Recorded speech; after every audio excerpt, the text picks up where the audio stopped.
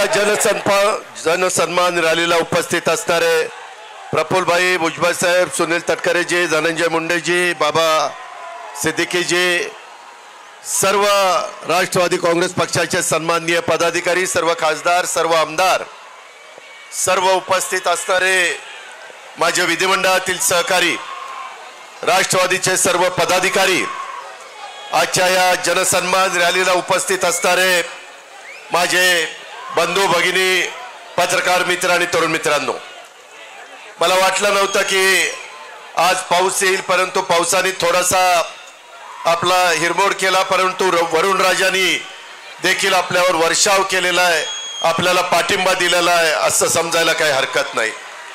मित्रांनो, लोकसभेच्या निवडणुकीच्या निकालाच्या नंतर मी पहिल्यांदाच आपल्या सगळ्यांच्या समोर इथं उभा आहे आणि मला आपल्याला एकच सांगायचं आहे की मी आपल्या सगळ्यांच्या समोर एक विकास आणि गरीब लोकांना मदत करण्याच्या हेतूने उभा आहे. संपूर्ण राज्यामध्ये विधानसभेच्या निवडणुकीच्या निमित्तानं कानाकोपऱ्यामध्ये जाऊन आम्ही हाच विचार सर्व जनतेला सांगण्याचा प्रयत्न करणार आहे. तुम्ही पहा, मी जो मधल्या काळामध्ये निर्णय घेतला तो निर्णय घेतलेला असताना काहींनी थोडंसं वेगवेगळ्या प्रकारचं मत व्यक्त केलं, परंतु राष्ट्रवादी काँग्रेस पक्षाच्या असंख्य आमदारांनी विकासाच्या करता तो मुद्दा, विकासाच्या करता तो निर्णय हा घेतलेला होता आणि ते चित्र तुम्हाला सगळ्यांना पाहायला मिळालं. लोकसभेच्या निवडणुकीच्या निमित्तानं आपल्याला थोडं अपयश आलं, परंतु मी कार्यकर्त्यांना सांगेन, जनतेला सांगेन, अपयश आलं म्हणून खचून जायचं नसतं आणि कालच्या विधान परिषदेच्या निवडणुकीमध्ये 9 आमदार आपले निवडून आले म्हणून हुरळून पण जायचं नसतं. यश पण पचायला शिकलं पाहिजे आणि अपयश आलं तरी खचून न जाता मोठ्या नव्या उमेदीनं लोकांच्या समोर जाण्याच्या करता आपण तयारी ठेवली पाहिजे आणि तीच तयारी मी आणि माझ्या सगळ्या सहकारी मित्रांनी ठेवलेली आहे. तुम्ही बघा, कालच्या निवडणुकीमध्ये शिवाजीराव गर्जे असंख्य वर्ष तुमच्या माझ्या राष्ट्रवादी काँग्रेस पक्षामध्ये एक कार्यकर्ता म्हणून काम करणारे, सगळ्यांना आलेल्या गेलेल्यांचं जे काही अडीअडचणी आहेत ते समजून घेणारे, त्या आम्हा लोकांच्या कानावर घालणारे, अशा पद्धतीनं जे शिवाजीराव गर्जे होते, अनेक वर्ष आमच्या सगळ्यांच्या मनात होतं की त्यांना संधी मिळाली पाहिजे, परंतु काही ना काही अडचणी येत होत्या. काल मात्र राष्ट्रवादी काँग्रेस पक्षाने शिवाजीराव गर्जेंना आमदार करण्याचं काम केलं, सगळ्यांनी आशीर्वाद देण्याचं काम केलं. दुसरा एक तरुण सहकारी आपला परभणीचा राजेश विटेकर, की ज्याला आपण लोकसभेची उमेदवारी देणार होतो, परंतु काही कारणाने आपण तिथं जरा थांबलो. आपल्यातले सहकारी महादेव जानकरांना ती उमेदवारी दिली आणि त्यावेळेस पहिल्या सभेमध्ये मी सांगितलेलं होतं की राजेश, 6 महिन्याच्या आत राष्ट्रवादी काँग्रेस पक्ष तुला आमदार केल्याशिवाय गप्प बसणार नाही आणि तो निर्णय आपण कालच्या निवडणुकीच्या निमित्तानं उभ्या महाराष्ट्राला दाखवून दिला. आपण शब्दाचे पक्के आहोत. जो आपला वादा असतो तो वादा आपला पक्का असतो, हे महाराष्ट्राला माहिती आहे. मित्रांनो, अनेक गोष्टी आहेत. माझ्या आया बहिणी इथं असंख्य संख्येने आहेत. मला ज्यावेळेस अर्थ मंत्रालय मिळालं त्यावेळेस मी विचार केलेला होता की यावेळेस काही झालं तरी आपण त्यामध्ये विकास आणि गरिबी ह्या करता मदत करायची आहे. मित्रांनो, तशा पद्धतीने आपण निर्णय घेतला आणि आपल्या महिलांच्या करता लेक बहीण माझी लाडकी बहीण योजना ही योजना आपण आणली. काही विरोधकांनी आमच्यावर टीका केली, माझ्याबद्दल काही वेडवाकडे बोलले, परंतु त्याला मी फार महत्त्व दिलं नाही, कारण मला जाणीव होती, मला खात्री होती महायुतीच्या वतीनं एकनाथराव शिंदे असतील, देवेंद्र फडणवीस असेल, मी असेल किंवा माझे सगळे सहकारी असतील, आपण ती योजना चांगल्या प्रकारे राबवू शकतो हा एक विश्वास मला होता. का तर त्याच्यात माझ्या गरीब महिलेला मला मदत करायची होती, माझ्या मातेला मला मदत करायची होती, माझ्या मुलीला मला मदत करायची होती. आणि तशा पद्धतीचं काम आपण 1 जुलैपासून सुरू केलेलं आहे. मला आजच्या सभेच्या निमित्तानं उभ्या महाराष्ट्रातल्या माता भगिनी आणि मुलींना सांगायचंय, तुम्ही काळजी करू नका. जुलै ऑगस्ट मध्ये जरी फॉर्म भरायला तुम्ही अर्ज करा, तो तुमचा अधिकार आहे. तो अर्ज केल्यानंतर तो अर्ज वेळेमध्ये कसा मंजूर होईल याबद्दलची खबरदारी आम्ही घेऊ, त्याबद्दलची काळजी आम्ही घेऊ. मगाशी माझ्या काही महिला म्हणाल्या की अजित पवार ह्याच्यामध्ये काही त्रुटी होत्या, आम्ही त्याच्याकरता रेशन शिधा कार्ड वाटप कार्ड आपण त्यामध्ये मंजूर केलं, आपण पिवळं रेशन कार्ड आपण मंजूर केलं, भगवं रेशन कार्ड मंजूर केलं. का तर माझ्या आया बहिणींना माझ्या मुलींना त्रास कमी व्हावा म्हणून. मी महाराष्ट्राला सांगू इच्छितो की या योजनेच्या करता आमचा अंदाज आहे चांद्यापासून बांद्यापर्यंत 2.5 कोटी महिलांना दर महिन्याला 1,500 रुपये मिळणार. दर महिन्याला म्हणजे 2 महिन्याचे पैसे. ऑक्टोबर मध्येच भाऊबीज रक्षाबंधन आहे, राखी पौर्णिमा 19 तारखेला, साधारण त्यावेळेस त्या माझ्या भगिनीच्या खात्यावर बँकेत 3,000 रुपये देण्याचा निर्णय आपण घेतलेला आहे. काळजी करू नका. माझी दुसरी एक विनंती आहे, काही माझ्या युतीचे सहकारी म्हणाले की जी सभा होतीये त्याच्यामध्ये राष्ट्रवादी काँग्रेस पक्षाचं सगळं दिसतंय, परंतु ही राष्ट्रवादी काँग्रेस पक्षाची सभा आहे. पुढे आमच्या विभागामध्ये युतीच्या सभा होणार आहेत, ज्याला एकनाथराव शिंदे शिवसेना असेल, ज्याच्यात देवेंद्र फडणवीस भाजप असेल, ज्याच्यात अजित पवार आणि त्यांचे राष्ट्रवादी काँग्रेसचे सगळे सहकारी असतील, अशी महायुतीची आणि त्यांच्या मित्र पक्षांच्या सभा प्रत्येक विभागामध्ये होणार आहे, प्रत्येक जिल्ह्यामध्ये होणार आहे. त्याच्यामुळं या सभेचा आणि त्याचा अर्थार्थी संबंध नाही. हे राष्ट्रवादी काँग्रेस पक्षाने जनसन्मान रॅली सुरू केलेली आहे. ती रॅली सुरू करत असताना आम्ही कुणालाही वंचित ठेवलेलं नाहीये. आज मी सकाळी माझ्या काही महिलांचे अर्ज पंचायत समिती बारामतीमध्ये स्वीकारायला गेलो. त्याच्यामध्ये एक म्हणाली, दादा तुम्ही त्याच्यामध्ये सांगितलं 4 चाकी वाहन असल्यावर त्यांना मिळणार नाही. म्हणलं ट्रॅक्टर असला तरी त्यांना मिळणार. पण ते म्हणले की दादा माझा नवरा ड्रायव्हर आहे आणि तो रात्री गाडी घेऊन माझ्या घरी येतो आणि त्याच्यामुळे ती गाडी तर आमचीच समजतील आणि मग 4 चाकी वाहन आमची काय चूक आहे. मी तमाम माझ्या ड्रायव्हर लोकांना महाराष्ट्रातल्या सांगतो, त्यांच्या सगळ्या पत्नींना सांगतो, भगिनी वर्गाला सांगतो, मुलींना सांगतो, काळजी करू नका. ज्यांच्या स्वतःच्या नावावर गाडी आहे अशांना त्याच्यामध्ये धरलं जाणार नाही. जे ड्रायव्हिंग करतात त्यांना त्याच्यामध्ये धरलं जाणार आहे.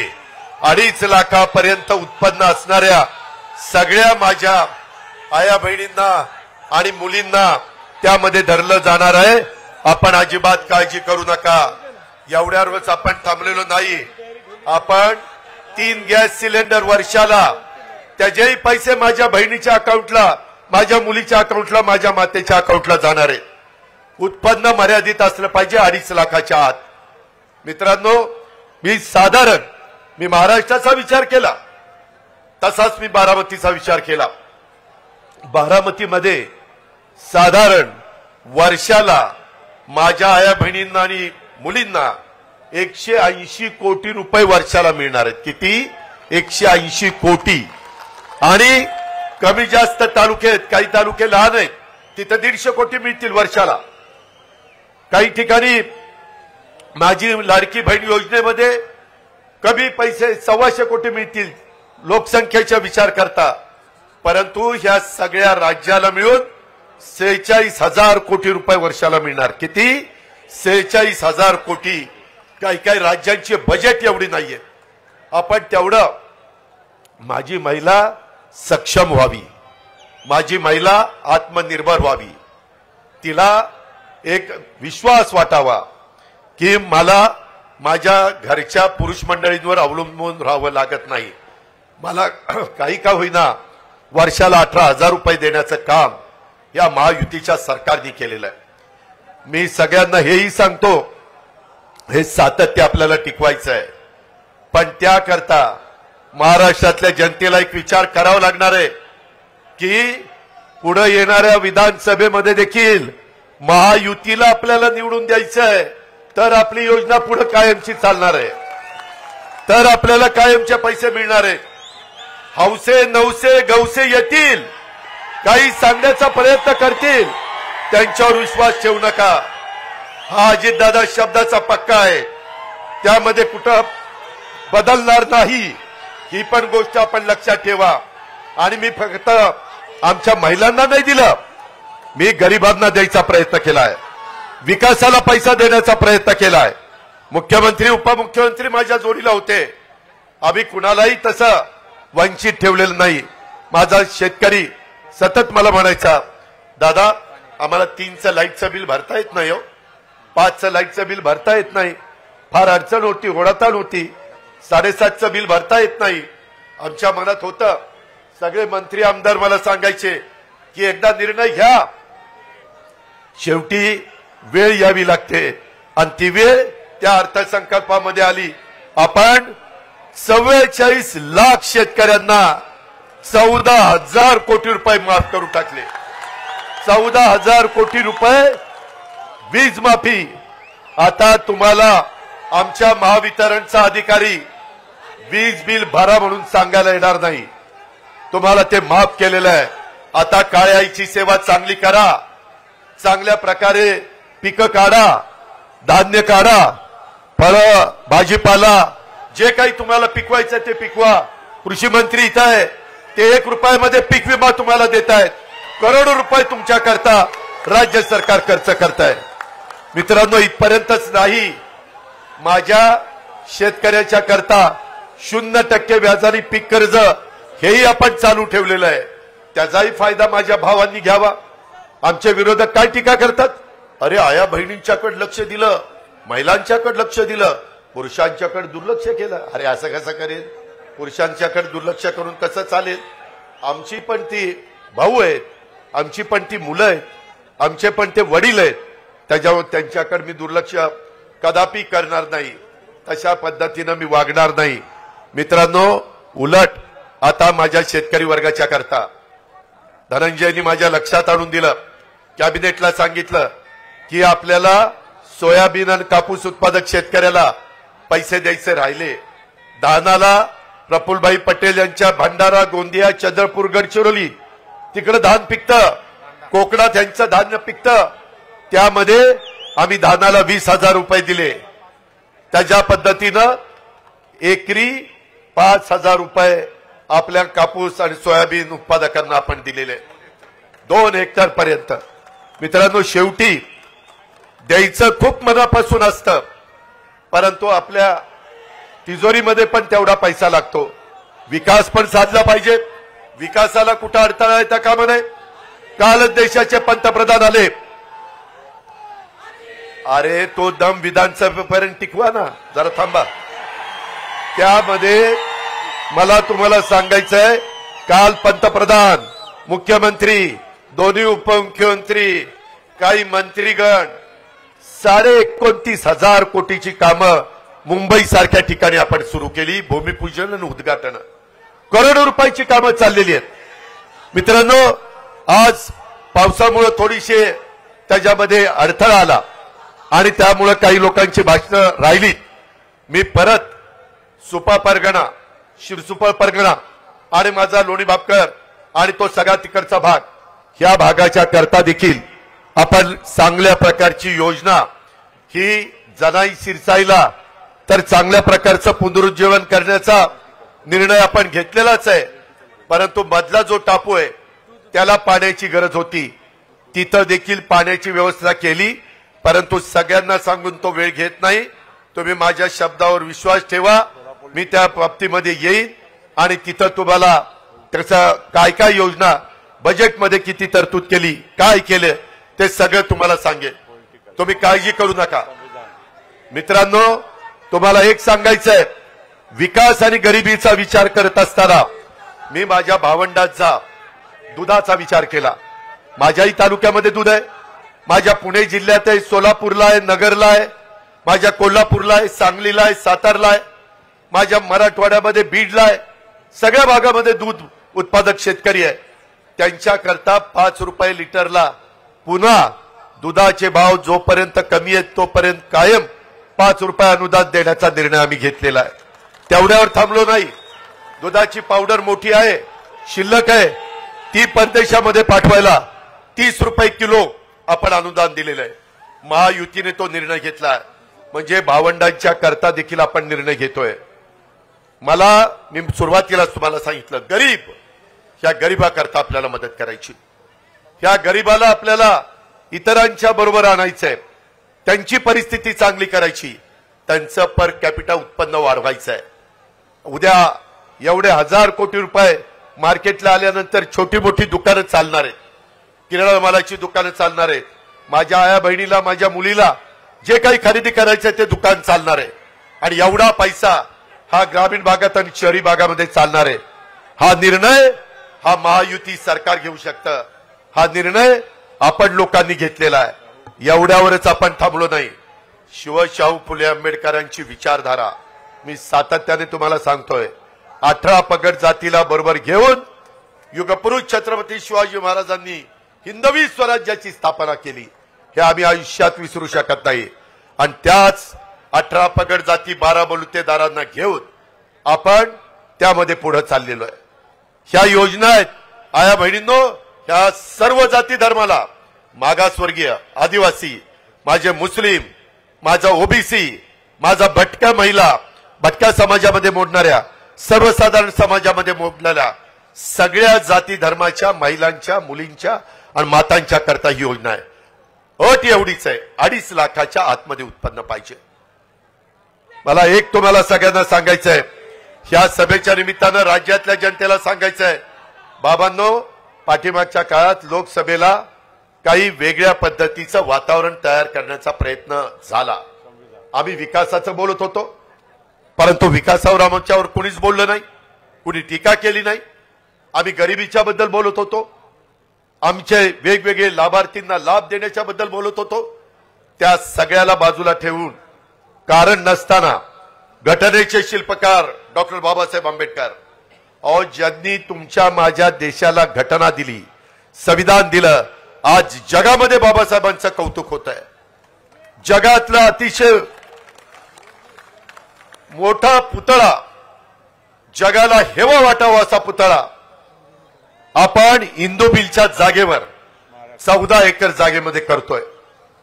एवढाच चांगला पुतळ्याचं काम, स्मारकाचं काम पुढच्या पिढ्यानपिढ्या घटनेचे शिल्पकार डॉक्टर बाबासाहेब आंबेडकरची विचार, त्यांची विचारधारा प्रत्येकाच्या पर्यंत पोचली पाहिजे.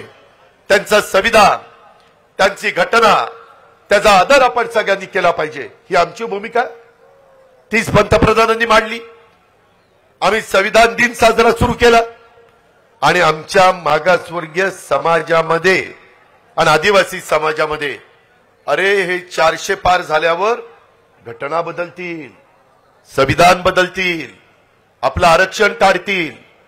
किती खोटं बोलले, किती रेटून पण खोटं बोल, अशा प्रकारची गोष्ट ह्या लोकांनी केली. माझ्या मुस्लिम बांधवांना पण काही चुकीचं सांगण्याचा प्रयत्न केला. मित्रांनो, आम्ही महायुतीच्या सरकारमध्ये काम करतोय. मी आपल्याला सगळ्यांना विश्वास देऊ इच्छितो की तुमच्या माझ्या महाराष्ट्रामध्ये शाहू फुले आंबेडकरांच्या शिवछत्रपतींच्या महाराष्ट्रात काम करत असताना कुठल्याही जाती धर्माच्या महिलेवर, पुरुषावर, मुलावर, मुलीवर, मातेवर, वयस्कर माणसावर अन्याय होणार नाही, याबद्दलची खबरदारी आम्ही घेऊ. तशा प्रकारचा शब्द आजच्या सभेच्या निमित्तानं महाराष्ट्रातल्या जनतेला मला द्यायचा आहे. तुम्ही अजिबात काळजी करू नका, आम्ही खोटं बोलणार नाही. आम्हाला तशा पद्धतीनं वागायचं नाही. सत्ता येते, सत्ता जाते, सत्तेला आपापलेले आम्ही नाहीये. त्याच्यामध्ये मी नेहमी सांगतो, ताम्रपट घेऊन कुणी जन्माला आलेलं नाहीये. परंतु मिळालेल्या सत्तेचा वापर, पदाचा वापर हा गरिबाकरता झाला पाहिजे, हा माझ्या शेतकऱ्याकरता झाला पाहिजे, हा माझ्या महिलेकरता झाला पाहिजे. मला माझ्या शेतकऱ्यांना सांगायचंय, कालच मी अमितभाईंना भेटलो, त्याच्यामध्ये प्रफुल्लभाई होते, तटकरे साहेब होते. त्यांना सांगितलं की एमएसपी आपली साखरेची बरेच वर्ष वाढली नाही, एफआरपी वाढली, ती वाढलीच पाहिजे, पण तो एमएसपी नाही वाढली. मागाशी केशवराव इथं बसलेले मी बघितले आहेत तिथं, ह्या सगळ्यांनी मला, केशवरावनी, प्रशांतनी, त्याच्यामध्ये पुरुषोत्तम दादांनी, अनेक कारखान्याच्या चेअरमननी सांगितलं की दादा ह्याच्यातनं मार्ग काढा. अमितभाईंना म्हणलं, अमितभाई एमएसपी वाढवायला पाहिजे. ते म्हणले काळजी करू नका, तुम्ही माझ्याकडे निवेदन द्या. लेखी निवेदन त्यांनी मागितलेलं आहे, मी उद्याच ते निवेदन पाठवणार आहे. ते म्हणाले की मी 20 तारखेला 21 तारखेला जिल्ह्याच्या दौऱ्यावर पुण्याच्या येणार आहे.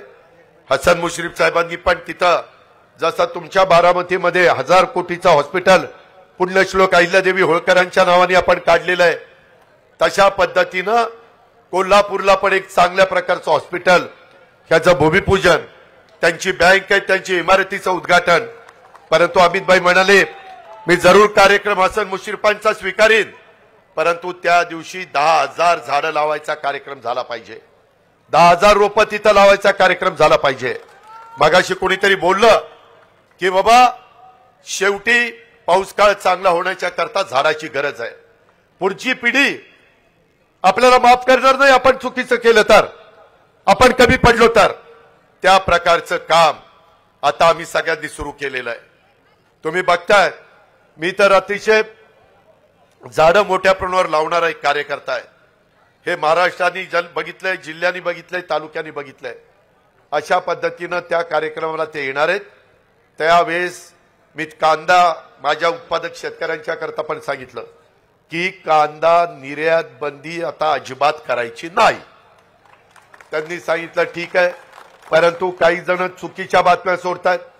2 दिवसापूर्वी टीव्हीवाल्यांची बातमी चालली, कांदा परदेशातनं आयात करतायत. कांदा आयात केलेला नाही, दुधाची पावडर आयात केलेली नाही.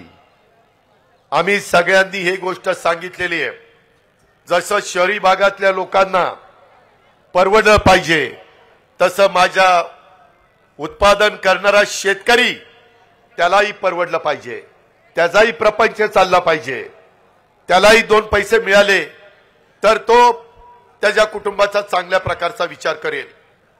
आत्महत्येपासून मला माझ्या महाराष्ट्रातल्या शेतकऱ्याला मागं खेचायचं आहे, त्याला सगळ्या सुविधा द्यायच्यात. तुम्ही घाबरू नका, राज्य सरकार तुमच्या पाठीशी आहे.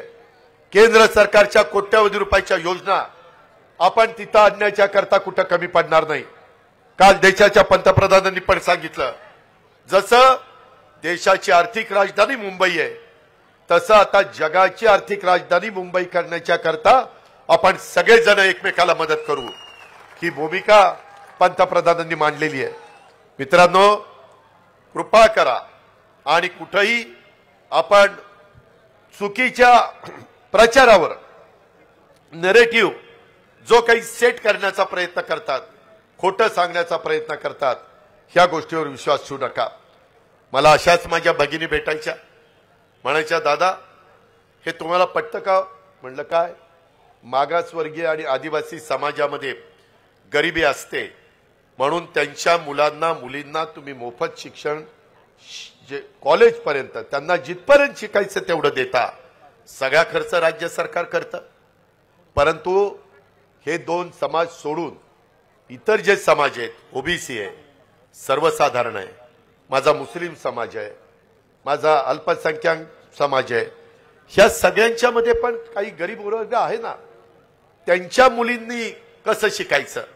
त्यांच्या आई वडिलांचं तर तेवढं उत्पन्न नाहीये, आणि मग ते कसं त्यांचा खर्च करणार?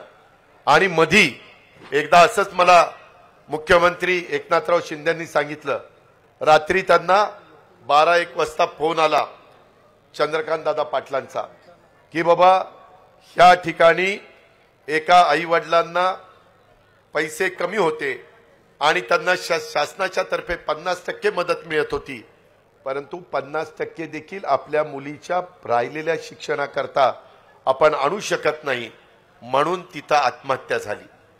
आमच्या मनाला वेदना झाल्या. सत्ता ही पद उपभोगण्याच्या करता चालवायची नसते. त्यावेळेस आम्ही निर्णय घेतला की येणाऱ्या अर्थसंकल्पात सगळ्या जाती धर्माच्या मुलींना त्यांचे आई वडील गरीब असतील तर त्यांचं कॉलेजचं शिक्षण मोफत करायचं. त्यामध्ये मेडिकल असो, त्यामध्ये इंजिनिअरिंग असो, त्याच्यामध्ये टेक्निकल असो, ह्या पद्धतीचा निर्णय घेतलाय. मित्रांनो, तुम्हाला आश्चर्य वाटेल ह्या सगळ्याच्या करता आपण किती निधी बाजूला काढला माहितीये. माझ्या लाडकी बहीण योजना 46,000 कोटी, माझ्या शेतकऱ्याला वीज माफी 14,000 कोटी झाले, 60,000 कोटी. त्यामध्ये महिलांना गॅस सिलेंडर 3 फ्री, त्यांना 2,500 कोटी, आणि मुलींना कॉलेजचं शिक्षण फ्री, त्याला 2,500 कोटी झाले 5. म्हणजे 60 आणि 5 65. मुलं म्हणायचे आमच्या मुलांकडे मुलींच्याकडे लक्ष आहे का नाही. अरे आहे. तुमच्याकडे लक्ष नाही द्यायचं तर कुणाकडे लक्ष द्यायचं. 10,000 कोटी रुपयाचा कार्यक्रम माझ्या तरुण युवा युवतींच्या करता, त्यांना 10 लाख मुलांना मुलींना दरवर्षी आम्ही स्टायपेंड देणार आहे.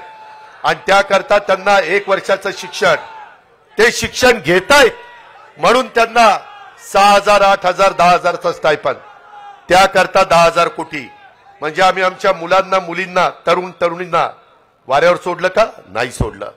असे 75,000 कोटी रुपये आपण राज्य सरकारच्या बजेटमधनं माझ्या महिलांना, माझ्या शेतकऱ्यांना, माझ्या मुलांना, माझ्या मुलींना, सगळ्यांना, सर्व घटकाला, आणि ह्याच्यामध्ये सगळ्या जाती धर्माचे आहेत.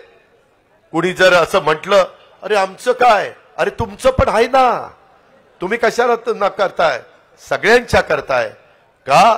तर विकास हा राष्ट्रवादी काँग्रेस पक्षाने डोळ्यासमोर ठेवलाय. का तर गरिबी कमी करायचा कार्यक्रम हा राष्ट्रवादी काँग्रेस पक्षाने ठेवलाय, म्हणून या सगळ्या योजना आणलेल्या आहेत. मित्रांनो, आम्हाला ह्याची सुरुवात सगळे नेतेगण म्हणाले की रविवारचा दिवस असला तरी आज आपण ती सुरुवात करू. मला वाटलं नाही की ह्याचा आनंद जसा तुम्हाला होईल तसा वरुण राजाला पण होईल आणि तोही बरसेल असं मला वाटलं नाही. परंतु ते शुभ लक्षण आहे. वरुण राजाने पण आपल्याला साथ दिलेली आहे. आता कार्यकर्त्यांनो, घोषणा देण्याच्या पेक्षा आपल्या आया बहिणींचा 2.5 लाखाच्या पेक्षा कमी उत्पन्न असणाऱ्यांचा अर्ज केलाय का, अधिकाऱ्यांच्या पर्यंत पोहोचलाय का. काही अजून अडचण असेल तर कुठल्याही राष्ट्रवादीच्या किंवा महायुतीच्या आमदारांना सांगा, कुठल्याही मंत्र्यांना आम्हाला सांगा, कुठल्याही आम्हा मुख्यमंत्री उपमुख्यमंत्र्यांना सांगा. आम्ही त्याच्यामध्ये लक्ष घालू. आम्ही त्यामध्ये खरोखरीच तो लाभ देण्याच्या करता ह्या योजना केलेल्या आहेत. त्याबद्दल आपण अजिबात गैरसमज करू नका. आरक्षणाच्या बाबतीमध्ये देखील आपण योग्य पद्धतीचा निर्णय घेतोय. त्याबद्दल पण कुठलीही शंका कुशंका मनामध्ये बाळगू नका. कुणावर अन्याय होणार नाही, परंतु ज्यांना मिळालं पाहिजे त्यांनाही तो लाभ देण्याच्या करता हे राज्य सरकार कटिबद्ध आहे, सकारात्मक आहे. ही पण बाब मला या सभेच्या निमित्तानं माझ्या महाराष्ट्राला सांगायची आहे, माझ्या तमाम कार्यकर्त्यांना सांगायची आहे. कार्यकर्त्यांनो, आज जनसन्मान रॅली निघालेली आहे. आता विधानसभेचं मतदान होईपर्यंत ही थांबणार नाही. आपल्याला सगळा महाराष्ट्र ढवळून काढायचा आहे. आपल्याला प्रत्येक जिल्हा ढवळून काढायचा आहे, प्रत्येक तालुका ढवळून काढायचा आहे. अनेक वेगवेगळ्या प्रकारच्या योजना ह्या आपण त्या बाबतीमध्ये करतोय. यंदा पाऊस काळ चांगला आहे. काही ठिकाणी आम्हाला दुबार पेरणी करावी लागते. त्याकरता देखील जे काही युरिया असेल, डीएपी असेल, जी खतं असतील ती खताच्या करता, बियाणं चांगलं देण्याच्या करता आपले कृषी मंत्री त्या ठिकाणी लक्ष देऊन आहेत. कृषी मंत्री केंद्रीय जे शिवराजजी चव्हाण, त्यांची आणि धनंजयची चांगली ओळख आहे, माझी त्यांची चांगली ओळख आहे.